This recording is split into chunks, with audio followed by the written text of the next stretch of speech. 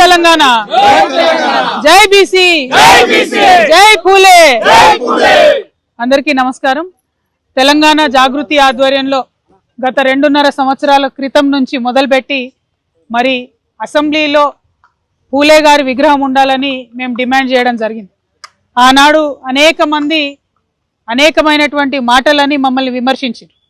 కానీ ఇవాళ మేము చేసినటువంటి వరుస పోరాటాలతోని దిగి వచ్చినటువంటి ప్రభుత్వం మరి పూలే గారి విగ్రహాన్ని ట్యాంక్ బండ్ మీద పెట్టడానికి వారు ప్రయత్నాలు ప్రారంభించినారు. కానీ ఇది పాక్షిక విజయం మాత్రమే. ఇక్కడ పెట్టడం అనేటటువంటిది వారి గౌరవానికి సంపూర్ణంగా మంచిదని నేను అనుకోవడం లేదు. ట్యాంక్ బండ్ మీద ఉండడంతో పాటు అసెంబ్లీలో పూలే గారి విగ్రహం ఉండాల్సిందే అనేది తెలంగాణ జాగృతి బలంగా నమ్ముతా ఉన్నది.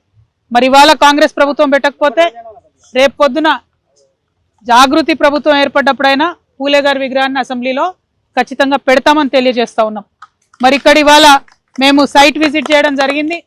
ఇక్కడ ఉన్నటువంటి ఎవరైతే ఈ పనులు చేస్తూ ఉన్నారో వాళ్ళు చెప్తా ఉన్నారు, ఇంతవరకు విగ్రహానికి సంబంధించి కూడా ఒక విగ్రహం ఉంటుందా లేకపోతే అమ్మ సావిత్రిబాయి గారితో కలిసి విగ్రహం ఉంటుందా అనేటటువంటి క్లారిటీ ప్రభుత్వం ఇవ్వడం లేదు.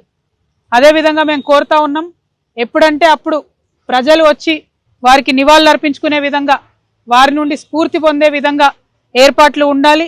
అందరికీ ఎప్పుడు ఓపెన్గా ఉండాలి. ఈ విగ్రహం క్లోజ్ చేసి పెట్టొద్దు. అదేవిధంగా ఈ చుట్టుపక్కల ఉన్నటువంటి అనేక విగ్రహాలకు సరిసమానంగా ధీటుగా అంతే ఎత్తులో అంతే గంభీరంగా ఈ విగ్రహం ఉండాలని చెప్పి మేము ప్రభుత్వాన్ని డిమాండ్ చేస్తూ ఉన్నాం.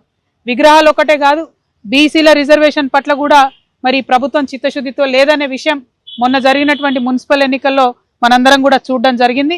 ఇప్పటికైనా రేవంత్ రెడ్డి గారు జెడ్పీటీసీ ఎంపీటీసీ ఎన్నికల్లో అయినా రిజర్వేషన్ వర్తింపజేయాలంటే ఇప్పటికైనా కనీసం మీరు అఖిలపక్షం ఢిల్లీకి తీసుకొని వెళ్ళాలి. ఇప్పటికైనా మీరు నరేంద్ర మోడీ గారి ప్రభుత్వాన్ని డిమాండ్ చేయాలి, మీ దగ్గర పెండింగ్లు ఉన్న బీసీ రిజర్వేషన్ బిల్లు పాస్ చేయాలని చెప్పి. ఒకటెనుకొకటి పరీక్షలు ఉన్నా సరే, ఎండలున్నా సరే, ఏమున్నా సరే ఎన్నికలు పెట్టుకుంటూ పోతాం మేమని చెప్పి కాంగ్రెస్ ప్రభుత్వం ఏదైతే తొందరపాటు వైఖరిని ప్రదర్శిస్తూ ఉందో, మరి ఈ తొందరపాటు అంతా కూడా బీసీలకు రిజర్వేషన్లు దక్కకుండా చేసేటటువంటి తొందరపాటే అని చెప్పి మేము బలంగా నమ్ముతా ఉన్నాం. ఇది కరెక్ట్ కాదు. మీరు మేనిఫెస్టోలో పెట్టారు, అసెంబ్లీలో బిల్లు పెట్టారు. దీన్ని సంపూర్ణంగా అయ్యేంత వరకు కూడా చేయాల్సినటువంటి గురుతరమైన బాధ్యత మీ మీద ఉంటుందని చెప్పి ఈ సందర్భంగా తెలియజేస్తూ, మరి రాబోయే బడ్జెట్ సెషన్లో బీసీలకు మీరు మేనిఫెస్టోలో పెట్టిన విధంగా 20,000 కోట్లను ఇవ్వాలని చెప్పి నేను డిమాండ్ చేస్తూ ఉన్నాను. పోయిన 2 సంవత్సరాలు కూడా మీరు 20,000 కోట్లు పెట్టలేదు. పెట్టిన దాంట్లో కనీసం 30% కూడా మీరు ఖర్చు పెట్టలేదు. కాబట్టి బీసీల పట్ల చిత్తశుద్ధి ప్రదర్శించాలంటే బడ్జెట్లో 20,000 కోట్లు పెట్టండి. ఏదైతే బిల్లు పెండింగ్ ఉందో బీజేపీ గవర్నమెంట్ దగ్గర దాన్ని సాధించడానికి ప్రయత్నం చేయండి. అసెంబ్లీలో పూలే బొమ్మను పెట్టడానికి కూడా ప్రయత్నం చేయాలని చెప్పి డిమాండ్ చేస్తూ, మరి చివరిగా తెలంగాణ తల్లి విగ్రహాలను పెట్టడానికి రాష్ట్రమంతా మీరు జీవోలు ఇచ్చిరు. మేము మళ్ళీ మా జాగృతి నుండి చెప్తా ఉన్నాం, తెలంగాణ తల్లి అనేటటువంటిది ఉద్యమ కాలంలో ఎట్లా ఉండేనో అటువంటి తల్లియే తెలంగాణ తల్లి. బతుకమ్మ లేని తల్లి తెలంగాణ తల్లి కాదు, అది కాంగ్రెస్ తల్లి మాత్రమే.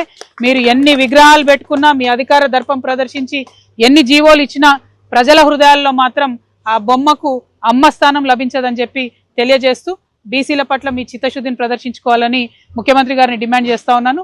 Thank you. జై తెలంగాణ, జై జాగృతి, జై పూలే. మున్సిపల్ ఎన్నికల్లో 60-60% చైర్మన్లు ఇచ్చాము, బీసీ చాలా మంది గెలిపించుకున్నాం అన్నటువంటి ఆలోచన వాళ్ళు చెప్తున్నారు. అంటే ఒక్కటండి, ఒక కార్పొరేషన్స్ ఏవైతే మన రాష్ట్రంలో ఉంటాయో దాదాపు 74 కార్పొరేషన్లు ఈపాటికే ప్రభుత్వం ఇచ్చి ఉన్నది. అందులో అగ్రకులానికి సంబంధించిన ఒకే ఒక కులానికి మరి ప్రభుత్వం కట్టబెట్టడం జరిగింది. నామినేటెడ్ పోస్టులు ఎందుకు ఇవ్వాలి, ఎవరికి ఇవ్వాలి? ఎవరైతే డైరెక్ట్ ఎలక్షన్లో గెలవలేరో అటువంటి బీసీ వర్గాల నుంచి, అటువంటి ఎస్సీ వర్గాల నుంచి, మహిళల నుంచి, మైనారిటీస్ నుంచి, ముస్లిమ్స్ నుంచి, క్రిస్టియన్స్ నుంచి తీసుకొని ఇవ్వాలి. కానీ అట్లా ఇవ్వకుండా ఎవరైతే అగ్రవర్ణాలు ఉంటారో, ఎవరైతే బలమైన వర్గాలు ఉంటారో వాళ్ళకే నామినేటెడ్ పోస్టులు ఇస్తాం, వాళ్ళకే ఎలక్టెడ్ పోస్టులు ఇస్తాం అని చెప్పడం కరెక్ట్ కాదు. ఇవాళ బీసీలలో జాగృతి లాంటి సంస్థలు, ఆర్ కృష్ణయ్య గారు లాంటి పెద్దలు చేసినటువంటి పోరాట ఫలితంగా బీసీలలో చైతన్యం వచ్చింది కాబట్టి మొన్న ఎన్నికల్లో ఆ రిజల్ట్ వచ్చింది. ఏ సీట్లో బీసీలు నిలబడ్డ గెలిపించుకున్నారు కాబట్టి ఆ రిజల్ట్ వచ్చింది. అందులో ప్రభుత్వం చేసింది ఏమీ లేదు. ప్రభుత్వం ఏదైతే పెడతామని చెప్పినటువంటి బిల్లు ఏదైతే ఎలక్షన్ల కోసమే కాదు నేను మాట్లాడేది, ఖచ్చితంగా విద్యలో, ఉద్యోగాలలో కూడా పిల్లలకు ఉపయోగపడుతుంది కాబట్టి ఆ ప్రయత్నం చేయాలని చెప్పి ప్రభుత్వాన్ని నేను డిమాండ్ చేస్తా ఉన్నాను. Thank you. Professor Jayashankar sir విగ్రహం కూడా లేదు ట్యాంక్ బండ్. మేము తెలంగాణ జాగృతి నుండి ప్రొఫెసర్ జయశంకర్ గారి విగ్రహాన్ని ఇవ్వాలని గత బీఆర్ఎస్ ప్రభుత్వంలో కూడా అర్జీలు పెట్టి ఉన్నాము. ఈ ప్రభుత్వానికి కూడా పూలే గారి జయంతి తర్వాత అర్జీ పెడతాం. ఎందుకంటే August 6th Jayashankar sir birthday కాబట్టి ఆ లోపల ఇచ్చేటట్టుగా పెడతాము.